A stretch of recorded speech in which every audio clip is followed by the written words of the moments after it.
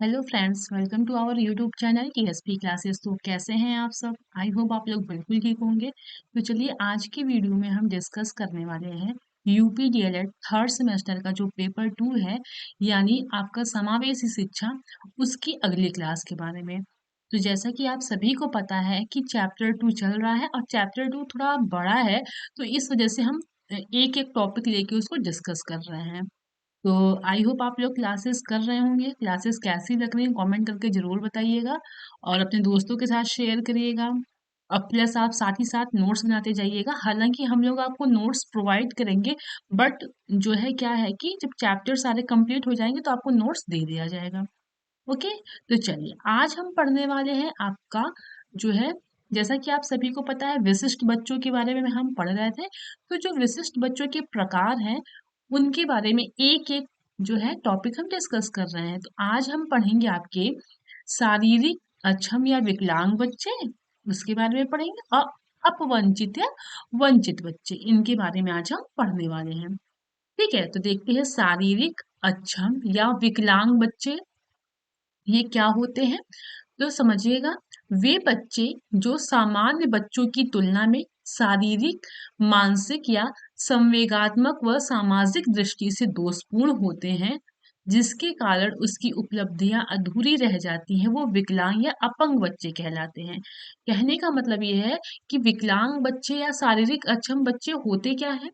तो ऐसे बच्चे जो अदर बच्चों की तुलना में, यानी जो सामान्य बच्चे हैं, जो बिल्कुल माइंडली और आपके जो है फिजिकली बिल्कुल फिट हैं, ठीक, उन बच्चों की तुलना में वे बच्चे जिनमें मानसिक दोष पाए जाते हैं, बुद्धि उनकी बहुत तेज नहीं है, वो बहुत मतलब मंद बुद्धि की है, चीजें बहुत मतलब मोटी बुद्धि की कह सकते हैं, कि अभी वो बड़े हो जाते हैं लेकिन उनके अंदर फिर भी बचपना ही रहता है। बचपना का मतलब क्या है कि वो अपने से खा नहीं पाते हैं, वो चलते अजीब तरीके से है ना। तो उनमें जो आपकी शारीरिक ये दोष पाया, मानसिक दोष पाया गया। अब शारीरिक दोष पाया गया तो शारीरिक दोष क्या होता है? जैसे मान लीजिए उनके पैरों में दिक्कत है, हाथों में दिक्कत है, देखने में दिक्कत है, कि एक संवेगात्मक मतलब उनको मतलब कि उनके अंदर इमोशंस कुछ नहीं है, किसी को भी मार दे रहे हैं, किसी को भी कुछ कर दे रहे हैं, इस तरह से। और सामाजिक दृष्टि से कहने का मतलब ये है कि ऐसे सभी बच्चे जो सामान्य बच्चों की तुलना में उनके अंदर शारीरिक दोष, मानसिक दोष, ठीक, संवेगात्मक दोष या फिर सामाजिक दोष पाए जाते हैं, जिसके कारण से उन्हें जो अपने फ्यूचर में करना है वो कर नहीं पाते हैं, या उनकी जो भी होती हैं उपलब्धियां वो अधूरी रह जाती हैं।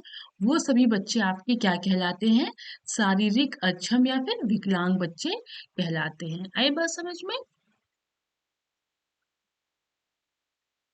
अब हम पढ़ने वाले हैं आपके अपवंचित या वंचित बच्चे के बारे में। किसके बारे में? अपवंचित या वंचित बच्चे के बारे में। तो देखते हैं ये क्या होते हैं। तो ऐसे बच्चे जिन्हें आर्थिक, सामाजिक, सांस्कृतिक सुविधाएं नहीं मिल पाती हैं तथा भाषा, धर्म, जाति, क्षेत्र, वर्ण, लिंग के आधार पर सुविधाओं से वंचित रहते हैं, उन्हें अपवंचित या वंचित बच्चे कहते हैं। समझिएगा, ये क्या है? अपवंचित या वंचित बच्चे ऐसे बच्चे होते हैं, मान लीजिए जो बच्चे, कुछ बच्चे होते हैं जिनके पास आर्थिक का मतलब क्या होता है कि उनके पास इतना इनकम नहीं है, है ना। इनकम यानी आर्थिक की कमी से, ठीक। सामाजिक यानी वो जो है किसी अन्य वर्ग से आते हैं, ठीक। और सांस्कृतिक यानी कहने का मतलब ये है कि सामाजिक रूप से, आर्थिक रूप से और सांस्कृतिक रूप से उन्हें सुविधाएं नहीं मिल पाती हैं, ठीक।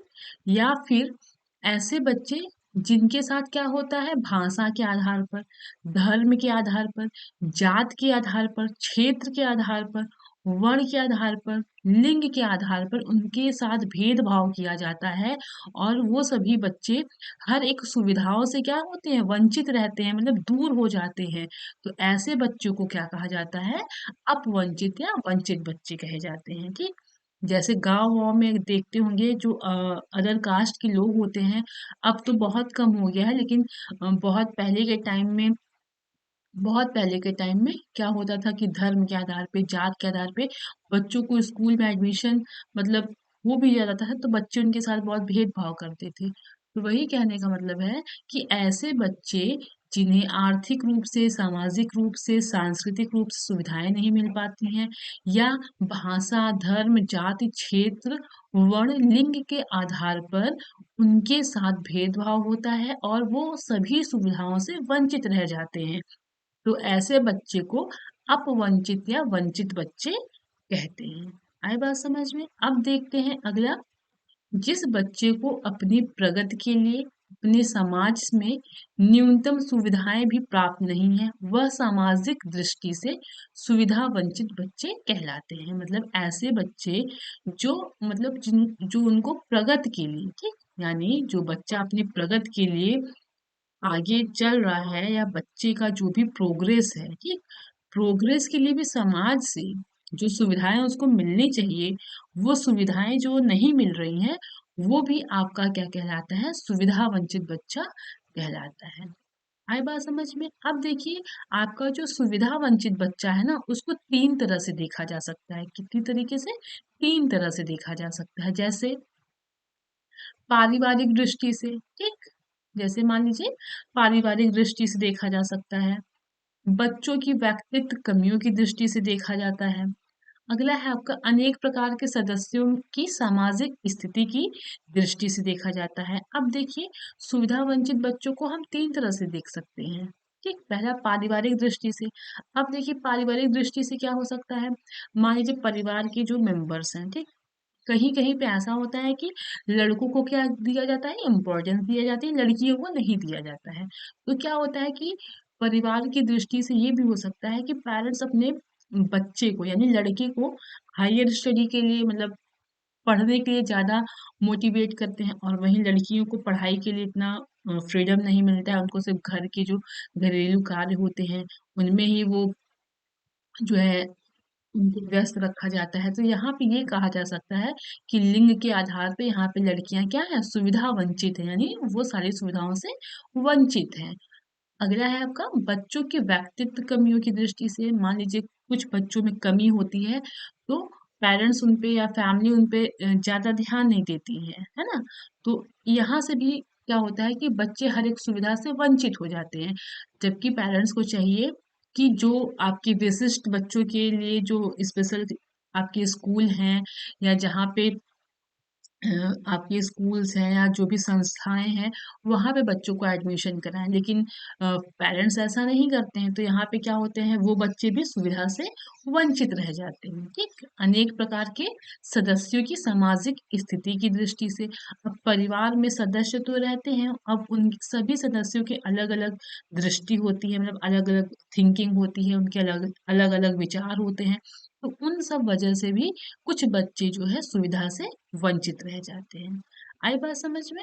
अब हम देखेंगे अपवंचित बच्चों के प्रकार, मतलब कि आपके जो अपवंचित बच्चे हैं वो मतलब किस प्रकार के हैं, कैसे कैसे हैं, वो हम यहाँ पे आगे पढ़ेंगे। ठीक है, पहला देखते हैं सामाजिक स्तर से वंचित बच्चे, यानी जो सामाजिक स्तर से जो बच्चे वंचित रहते हैं उनके बारे में पढ़ेंगे।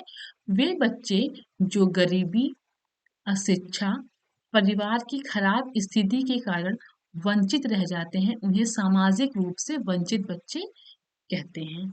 यानी कहने का मतलब है कि सामाजिक स्तर से वंचित बच्चे ऐसे बच्चे होते हैं जो गरीबी के कारण, यानी उनका जो परिवार है वो बहुत गरीब है, ठीक, अशिक्षा के कारण, यानी उनका जो परिवार में गार्जियन है या उनका जो परिवार के सदस्य है वो अशिक्षित है, ठीक, परिवार की खराब स्थिति यानी परिवार की कंडीशन बहुत खराब है। उनके यहाँ मतलब दैनिक जीवन के लिए, जीवन को जीने के लिए या तो हर दिन के लिए जो खाने-पीने की चीज़ें हैं वो भी उनके पास उपलब्ध नहीं है। तो बहुत सारे कारणों के कारण क्या होता है कि ये जो बच्चे वंचित होते हैं उन्हें सामाजिक रूप से वंचित बच्चे कहते हैं। आई बात समझ में? फिर से देखते हैं। सामाजिक स्तर से वंचित बच्चे ऐसे बच्चे होते हैं जो बच्चे गरीबी के कारण, अशिक्षा के कारण, परिवार की खराब स्थिति के कारण वंचित रह जाते हैं, उन्हें सामाजिक रूप से वंचित बच्चे कहते हैं। आई बात समझ में? अगला देखते हैं।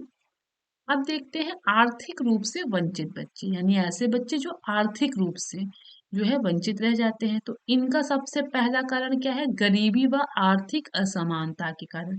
यानी ऐसे बच्चे जो बहुत गरीब हैं, जिनके पास मतलब कि पैसे ज़्यादा नहीं हैं, तो वो बच्चे भी वंचित रह जाते हैं। अगला है आपका परिवार में खाने व रहने का अभाव। यानी ऐसा परिवार जो क्या है, जिनके यहाँ ना खाने की व्यवस्था है ढंग से, वो बहुत मुश्किल से एक टाइम का खाना अपने लिए जो है इकट्ठा कर पाते हैं, या उनके पास घर नहीं है रहने के लिए, वो सड़कों पे झोपड़ पट्टी बना के वो रहते हैं। तो उनके जो बच्चे हैं ना, वो वंचित रह जाते हैं। ठीक। अगला है आपका धन के अभाव व विद्यालय जाने में असमर्थ। यानी जब धन नहीं रहेगा, पैसे नहीं रहेंगे, तो क्या होते हैं, बच्चे स्कूल्स नहीं जाते हैं। जबकि हालांकि आज गवर्नमेंट ने इतना हर चीजें प्रोवाइड करा दी है कि फ्री में आपको भोजन भी मिलेगा, फ्री में आपको शिक्षा भी मिलेगी। ठीक, फिर भी बहुत सारे ऐसे क्षेत्र हैं जहाँ पे बच्चे शिक्षा से वंचित रह गए हैं। आई बात समझ में? तो चलिए आगे देखते हैं। अब हम देखेंगे शैक्षिक स्तर से वंचित बच्चे। यानी जो शिक्षा का स्तर है, उससे जो बच्चे वंचित रह जाते हैं, उनको हम देखेंगे। तो पहला है आपका निम्न शैक्षिक उपलब्धि। यानी बहुत ही कम शिक्षा उपलब्ध होना। ठीक। अगला है आपका समस्या का समाधान नहीं कर पाते हैं। क्या है कि ऐसे जो शैक्षिक स्तर पे क्या होता है कि जो प्रॉब्लम्स आती हैं, उनका जो समाधान नहीं हो पाता है, उनसे भी बच्चे क्या होते हैं, वंचित हो जाते हैं। ठीक। स्मृति व रुचि के अभाव के कारण। यानी स्मृति यानी जो मेमोरी होता है, याद करने की जो क्षमता होती है, या बच्चे इंटरेस्ट नहीं लेते हैं, तो इन सब की वजह से भी क्या होता है, बच्चे जो है वंचित रह जाते हैं। ठीक। यानी उनकी मेमोरी नहीं सही होती, या वो चीजों में इंटरेस्ट नहीं लेते हैं, तो वो अपने आप क्या होते हैं, वो वहां से अपने आप वंचित हो जाते हैं। खराब आदतों के कारण, अब उनकी हैबिट बहुत खराब है, तो उनको हमेशा क्या होगा, पनिशमेंट मिलेगा, तो वो क्या होंगे कि वंचित हो जाएंगे, यानी हर चीजों से दूर हो जाएंगे। ठीक। विद्यालय सामग्री व पुस्तकों के अभाव में। यानी विद्यालय में जो सामग्री है या पुस्तक है, उनकी कमी के कारण भी कुछ बच्चे क्या होते हैं, शिक्षा स्तर से भी वंचित हो जाते हैं। ठीक है। आज हमने क्या पढ़ा आपका टोटल जो है, अपवंचित बच्चे या अवंचित बच्चे हमने पढ़ा। एक बार क्विक रिवीजन कर लेते हैं। शारीरिक अक्षम या विकलांग बच्चे ऐसे बच्चे होते हैं जो सामान्य बच्चों की तुलना में शारीरिक, मानसिक या संवेगात्मक व सामाजिक दृष्टि से दोषपूर्ण होते हैं, जिसके कारण उनकी उपलब्धियां क्या रह जाती हैं, अधूरी रह जाती हैं। वो बच्चे क्या कहलाते हैं, विकलांग या अपंग बच्चे कहलाते हैं। आई बात समझ में? अगला है आपका अपवंचित या वंचित बच्चे। ठीक, क्या कहलाता है, अपवंचित या वंचित बच्चे। तो ऐसे बच्चे जिन्हें आर्थिक, सामाजिक, सांस्कृतिक सुविधाएं नहीं मिल पाती हैं, तथा भाषा, धर्म, जाति, क्षेत्र, वर्ण, लिंग के कारण सुविधाओं से वंचित रह जाते हैं, उन्हें अपवंचित या वंचित बच्चे कहते हैं। यानी जो बच्चे आर्थिक रूप से, सामाजिक रूप से, सांस्कृतिक रूप से उनको सुविधाएं नहीं मिलती हैं, या फिर भाषा, धर्म, जाति, क्षेत्र, वर्ण, लिंग के कारण क्या होता है, वो सुविधाओं से दूर हो जाते हैं, उन बच्चों को अपवंचित या वंचित बच्चे कहते हैं। आए बात समझ में? तो सुविधा वंचित बच्चों को तीन तरह से देखा जा सकता है। पहला है आपका पारिवारिक दृष्टि से। ठीक। अगला है आपका बच्चों की व्यक्तित्व कमियों की दृष्टि से। और उनके प्रकार के सॉरी उन्हीं उनके परिवार के सदस्यों की सामाजिक स्थिति की दृष्टि से। ठीक। और अब वंचित बच्चों के प्रकार कौन से हैं आपके, सामाजिक स्तर से वंचित बच्चे, यानी वे बच्चे जो गरीबी, अशिक्षा, परिवार की खराब स्थिति के कारण वंचित रह जाते हैं, उन्हें सामाजिक रूप से वंचित बच्चे कहते हैं, है ना। अगला है आपका आर्थिक रूप से वंचित बच्चे, है ना। यानी ऐसे बच्चे जो बहुत गरीब हों, जिनके यहाँ क्या हो, खाने और रहने की बहुत कमी हो, या तो फिर धन की वजह से, यानी उनके पास इतना पैसा नहीं है कि वो विद्यालय जा सके, तो आर्थिक रूप से क्या होते हैं, बच्चे वंचित हो जाते हैं। ठीक।